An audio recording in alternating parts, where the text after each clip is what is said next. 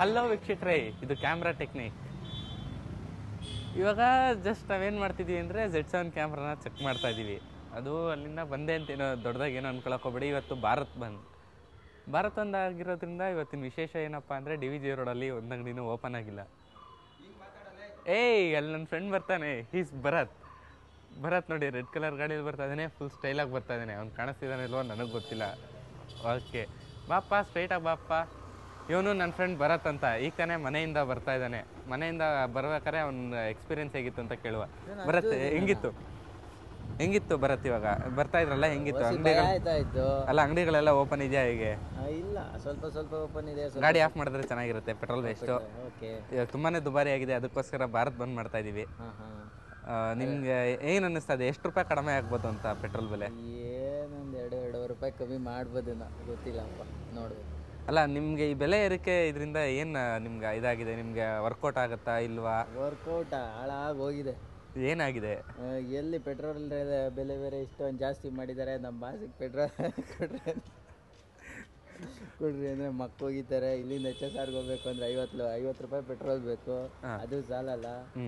ಅದೇ ಕೊಡೋದು ಹೆಚ್ಚು, ಹಂಗೆ ಹಿಂಗೆ ಅಂತಾರೆ. ಏನು ಮಾಡ್ತೀರಾ, ಇಲ್ಲ. ಅದಕ್ಕೆ ಈ ಕಾಲದಲ್ಲಿ ಸರ್ಕಾರಕ್ಕೆ ಓಟ್ ಹಾಕ್ಬಿಟ್ಟು ನಾವು ಈ ಥರ ಒಳ್ಳೇದಾಗಲಿ ಅಂತ ಒಬ್ಬರು ನಾಯಕರನ್ನ ನೇಮಿಸ್ಕೋತೀವಿ. ಇವರೇ ಈ ಥರ ಮಾಡ್ಬಿಟ್ರೆ ನಿಮಗೆ ಹೆಂಗೆ? ಅದಕ್ಕೆ ನಾಯಕರೇ ಬೇಡ, ನಾವೇ ನಾಯಕರಾಗ್ಬಿಡೋಣ ಅಂತಿದ್ದೀವಿ. ಪೆಟ್ರೋಲ್ ಬಂಕ್ ಓನರ್ ಆಗೋದು ಸಾಧ್ಯತೆಗಳಿವೆ ನೀವೆಲ್ಲರೂ. ಆಗೋಣ. ಇವಾಗ ಇಷ್ಟೋ ತನಕ ಮಾತಾಡಿದ್ರಿ, ತುಂಬಾ ಥ್ಯಾಂಕ್ಸ್. ಇವಾಗ ಎಲ್ಲಿ, ಯಾವ ಕೆಲಸದ ಮೇಲೆ ಹೊರಟಿದ್ರಿ ನೀವು? ಪಕ್ಕದಲ್ಲಿ ನಮ್ಮ ಆಫೀಸ್ ಹೊಸದಾಗಿ ಓಪನ್ ಆಗಿದೆ, ಹೋಗ್ತಾ ಇದೀವಿ. ಸ್ವಲ್ಪ ಅದು ಇದು ಕೆಲಸ ಇದಾವೆ. ಅಲ್ಲ, ಇಷ್ಟು ಲೇಟಾಗಿ ಓಪನ್ ಮಾಡ್ತಿದ್ರಲ್ಲ, ನಿಮಗೆ ನಾಚಿಕೆ ಮಾನ ಮರ್ಯಾದೆ ಅನ್ನೋದೇನಾದ್ರು ಇದೆಯಾ? ಇಲ್ಲ, ಇತ್ತು. ಆದ್ರೆ ಒಂದ್ ಕಡೆ ಭಯ, ಪುಕ್ಕ ಇವಾಗ ಅಲ್ಲಿ ಇಲ್ಲಿ ಕಲ್ಲು ಹೊಡೆದು ಏನೇನೋ ಮಾಡ್ತಾ ಇದಾರೆ. ಹೌದು, ಸುಮಾರು ಕಡೆ ಬಸ್ಗಳು ಹೋಗಿದೆ ಅಂತ ಕೇಳ್ಪಟ್ಟೆ. ಆಮೇಲೆ ನಮಗೂ ಕಲ್ಗಿಲ್ ಹೊಡೆದ್ಬಿಟ್ರೆ ಯಾಕೆ ಬೇಕು ಗಾಚಾರ? ಅದು ಹೊಸ ಆಫೀಸ್ ಅಂತ ಬೇರೆ ಹೇಳ್ತೀರಾ? ಅದಕ್ಕೋಸ್ಕರ ನಾವು ಅಲ್ಲಿ ನೋಡ್ರಿ, ನಟರಾಜ್ ಅಂತ ಒಬ್ಬ ಕೇಡಿ ಬೇರೆ ಬರ್ತಾ ಇದ್ದಾನೆ. ಅಲ್ಲಿ ನೋಡ್ರಿ, ಗಾಡಿ ಸ್ಟಂಟ್ ನೋಡಿ ಒಂದು. ಸರ್ ನಮಸ್ಕಾರ, ನಮ್ಮ ಹೆಸರು ಸುಬ್ರಹ್ಮಣ್ಯ ಅಂತ, ಜನಶ್ರೀ ಚಾನಲ್ ಇಂದ. ಒಂದು ಸೆಕೆಂಡ್ ಕೊಟ್ರೆ ನಿಮ್ಗೇನು ಮನೆಗೆ ಆಗಲ್ಲ ಅನ್ಸುತ್ತೆ. ಸರ್, ಇವತ್ತು ಬೆಲೆ ಏರಿಕೆ ವಿರುದ್ಧ ಭಾರತ್ ಬಂದ್ ಮಾಡ್ತಾ ಇದೀವಿ. ಏನು ಅನಿಸಿಕೆ ನಿಮ್ದು? ಇವರು ಫುಲ್ ಟೈಟ್ ಆಗ್ಬಿಟ್ಟಿದ್ದಾರೆ, ಸೊ ಆದ್ರಿಂದ ಮಾತುಕತೆ ಇಲ್ಲ ಇವ್ರದ್ದು. ಬಂದು ನಾನು ಬರ್ಬೇಕು, ಆಂಕರ್ ಇಲ್ಲದೆ ದಂಗ್ರ ಕಾರ್ಡಿಂಗ್ ಮಾಡ್ತಾರೆ. ಬಂದೆ. ಬನ್ನಿ, ನಮ್ಮ ಗಾಡಿ ಸ್ವಲ್ಪ ತೋರಿಸ್ರಿ. ಒಂದು ನಿಮಿಷ ಇರ್ರಿ. ಈಗಿನ ಕಾಲದಲ್ಲಿ ಮೊದಲು ರೆಕಾರ್ಡಿಂಗ್ ಸ್ಟಾರ್ಟಾ?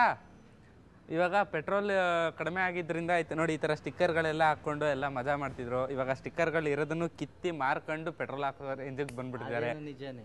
ಏನಂತೀರಾ? ಮೊದಲಾದ್ರೆ ಎಷ್ಟು ಅದನ್ನ ಮಾಡ್ಸೋದಕ್ಕಿಂತ ಪೆಟ್ರೋಲ್ಗೆ ಆಗ್ತದೆ ಅಂತ ಯೋಚನೆ ಮಾಡಿ ಇವಾಗ ತುಂಬಾನೇ ಯೋಚನೆ ಮಾಡೋಕ್ಕಾಗಿದೆ. ನಮ್ಮಂತ ಸ್ಟೈಲಿಶ್ ಹುಡುಗರಿಗೆಲ್ಲ ತುಂಬಾನೇ ಕಷ್ಟ ಆಗೋಗಿದೆ. ಅದ್ರಲ್ಲಂತೂ ಇಂಥ ಭಿಕ್ಷಾಧಿಪತಿಗಳಿದ್ರೆ ನಮ್ಗೆ ಇದೇ ಗತಿ ಬರೋದು. ಹಿಂಗೆ ಪೆಟ್ರೋಲ್ ಜಾಸ್ತಿ ಆಗ್ಬಿಟ್ರಂತೂ ನಿಜವಾಗ್ಲೂ ನಾವೇನು ಮಾಡೋಕ್ಕಾಗಲ್ಲ. ಇಲ್ಲಿ ನೋಡ್ರಿ, ನಾವು ಎಲ್ಲ ಸ್ನೇಹಿತರು ಒಂದೇ ಥರ ಇರ್ತೀವಿ, ಒಂದೇ ತಟ್ಟೆಯಲ್ಲಿ ಊಟ ಮಾಡಿರೋರು. ಆದ್ರೆ ಇವತ್ತೇನು ಮಾಡೋಕ್ಕಾಗಲ್ಲ, ನಮ್ಮ ಹತ್ರ ದುಡ್ಡಿಲ್ಲ, ಅವ್ರ ಹತ್ರನೂ ದುಡ್ಡಿಲ್ಲ. ಅಲ್ಲಿ ನೋಡ್ರಿ, ಕಿತ್ಕೊಂಡು ತಿನ್ನೋ ಹಂಗೆ ಆಗೋಗೈತೆ ನಮ್ಮ ಪರಿಸ್ಥಿತಿ. ಇದು ನಮ್ಮ ಕ್ಯಾಮ್ರಾ ಟೆಕ್ನಿಕ್ ಅಂತ, ಇದು ನಮ್ಮ ಆಫೀಸ್ ಇದು. ಓಕೆ, ಟಿಲ್ಡ್ ಅಪ್ ಆಯಿತು.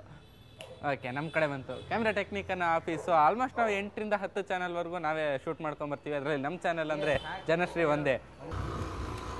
ನಾನು ನಿಂತ್ಕೊಬೇಕಲ್ಲ. ಪೆಟ್ರೋಲ್ ಏರಿಕೆ ವಿರುದ್ಧ ಬಂದ್ಗೆ ಕರೆ, ಆದ್ರೂ ನಾವು ಗಾಡಿ ಓಡಾಡ್ಕೊಂಡೆ ಪ್ರಚಾರ ಮಾಡ್ತಿದೀವಿ. ಕುತ್ಕೈ ಸುಮ್ಬಿಡ್ತೀನಿ ಮಗನೇ, ಮೆತ್ತ ಹೋಗೋ ನೋಡಿ. ಒಮ್ಮೆ